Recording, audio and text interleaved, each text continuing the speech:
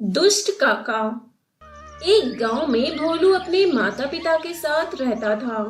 भोलू कोई काम नहीं करता था, जिस वजह से उसके पिता किशोर उस पर बहुत चिल्लाते थे। अरे इतना बड़ा हो गया, अभी तक काम धंधा नहीं सीखा है। पता नहीं कब काम धंधा करेगा। आप क्यों उस पर चिल्लाते रहते हो? सीख जाएगा, वैसे भी हमारा अकेला लड़का है। अकेला है तो क्या हम इसे ऐसे ही छोड़ देंगे? पता है ना, कुछ दिनों बाद हमें इसकी शादी करनी पड़ेगी। तो फिर क्या, हम इसकी पत्नी को भी बैठा कर खिलाएंगे? आप चिंता मत कीजिए, वह सब कुछ सीख जाएगा। तभी वहां पर भोलू आता है और अपने पिताजी से कहता है। क्या है पिताजी, आप क्यों चिल्ला रहे हैं? कभी कुछ काम धंधा भी कर लिया करो, ऐसे ही डोलते रहते हो। चलो बाजार से मेरे लिए चना ले आओ जाकर। ये लो 10 रुपया। ठीक है पिताजी, अभी लेकर आता हूँ। और यह कहकर वह चना लेने निकल गया। वहीं दूसरी तरफ मदन शराब के ठेके पर खड़ा था, पर उसके पास पैसे न होने की वजह से वह काफी परेशान था। अरे अब मैं कैसे शराब लूं? मेरे पास तो पैसे ही नहीं है। 5 रुपए थे, उसकी तो मैंने लेकर पी ली। अब मैं कहाँ से पैसे लाऊं? वैसे भी मुझे घर भी जाकर रुपए ही देने हैं। क्या करूं, कुछ समझ नहीं आ रहा है। तभी उसे भोलू दिखाई पड़ता है। उसे देखकर उसने अपने आप से कहा, अरे ये 10 रुपए लेकर कहाँ जा रहा है? मुझे इसी से रुपए मांग लेने चाहिए। वैसे भी यह बुद्धू है, आसानी से बातों में आ जाएगा। और यह कहकर मदन ने भोलू को अपने पास बुलाया।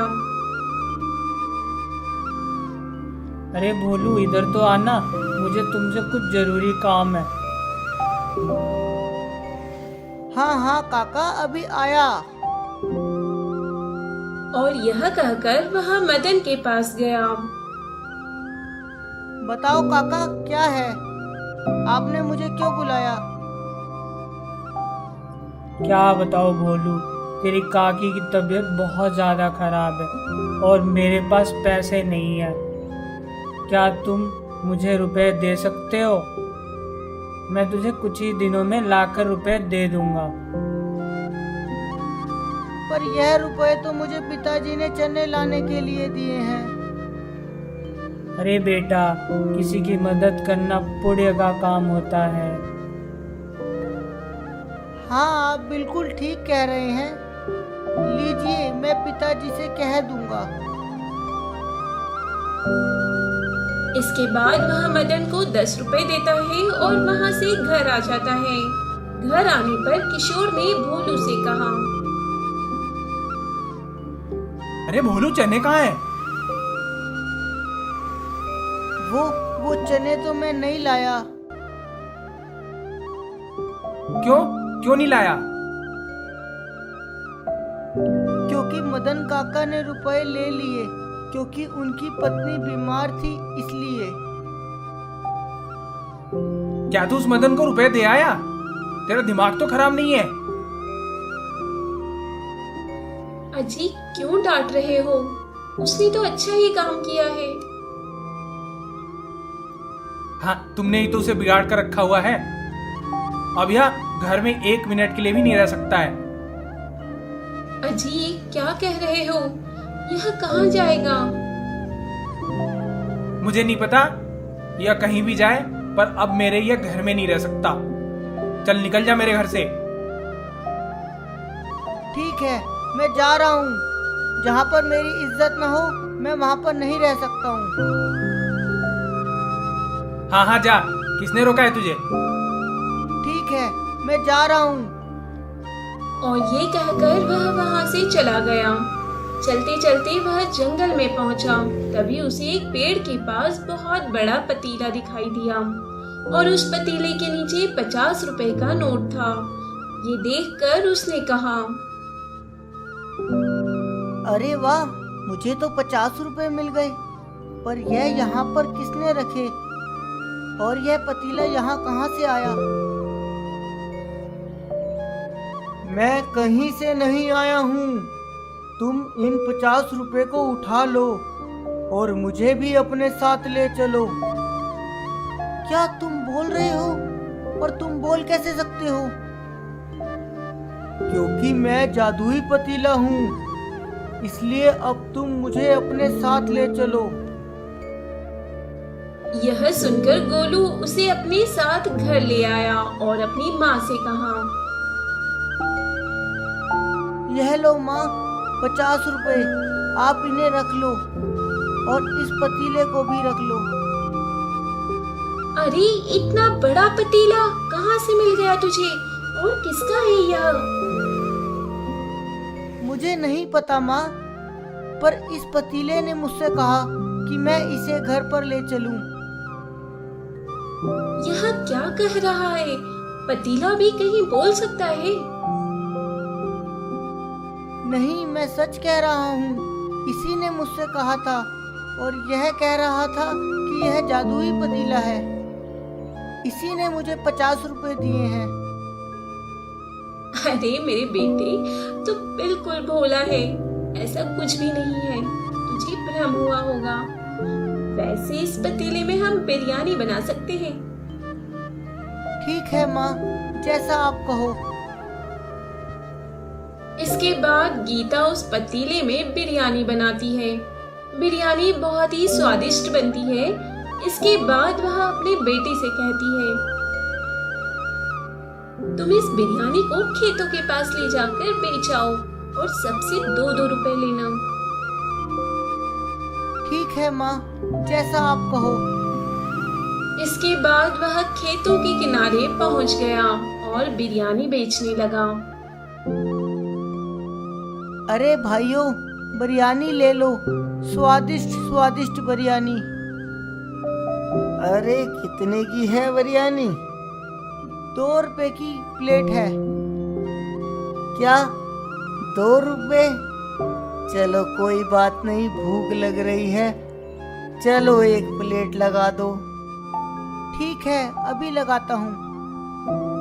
और यह कहकर भोलू ने 1 प्लेट लगाई। उस आदमी ने बिरयानी खाई और खाकर कहा, अरे भोलू, तेरी बिरयानी तो बड़ी ही स्वादिष्ट है। मैंने ऐसी बिरयानी आज से पहले कभी नहीं खाई। इसके बाद उसकी सारी बिरयानी कुछ ही देर में बिक गई, पर थोड़ी ही बची। जब वह घर आ रहा था तो रास्ते में एक भिखारिन मिली और उसने भोलू से कहा, अरे बेटा, कुछ खाने को हो तो दे दो, बड़ी भूख लगी है, आज कुछ भी खाने को नहीं मिला है।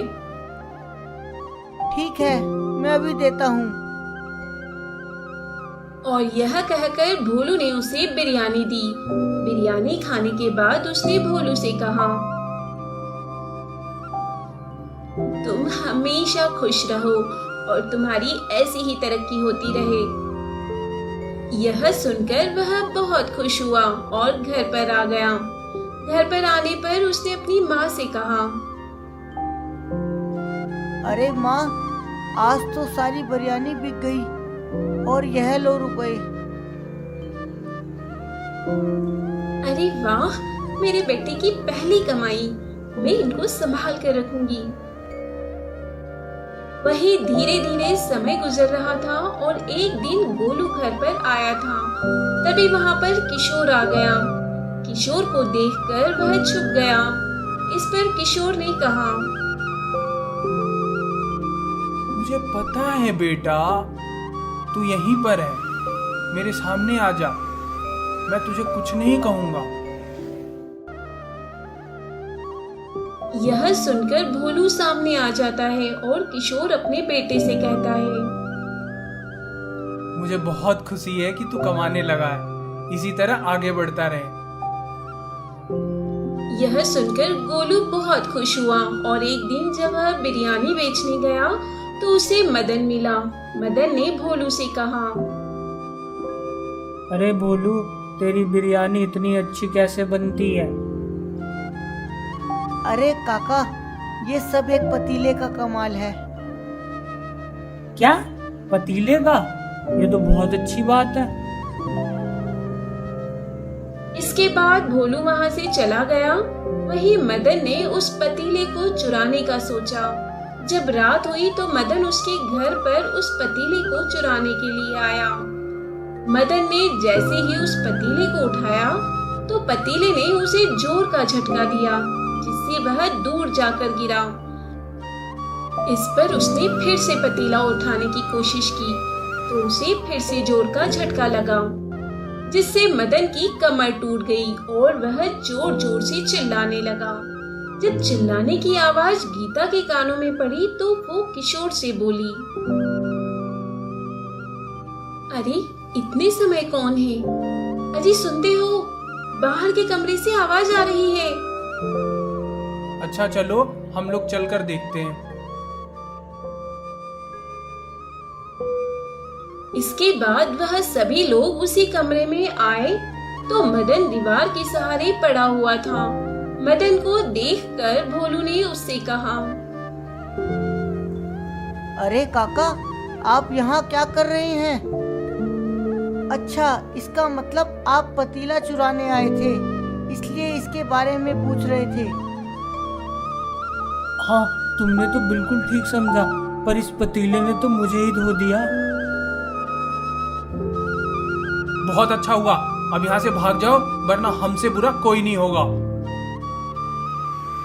यह सुनकर मदन वहां से चला गया। तभी पतीले से आवाज आई, सुनो, अब मुझे जाना होगा, क्योंकि अगर मैं यहाँ रहा तो इसे इसी तरह चुराने के लिए लोग आते रहेंगे। पतीले को बोलता देखकर वह सभी हैरान हुए और भोलू ने अपनी माँ से कहा, मैंने आपसे कहा था, ये पतीला जादुई है। हाँ, तुम बिल्कुल ठीक कह रहे हो, पर अगर आप चले जाओगे तो फिर हमारी बिरयानी कैसे बनेगी? तुम चिंता मत करो, अब तुम किसी भी बर्तन में बिरयानी बनाओगे, तुम्हारी सब बिक जाएगी। अब मैं किसी दूसरे भले मानुष के घर जाता हूँ। और यह कहकर पतीला गायब हो जाता है और उसकी जगह पर कुछ सिक्के बचते हैं। वह लोग उन सिक्कों को उठा लेते हैं और उन्हें मंदिर में रख देते हैं और अब वह बहुत ही खुश थे।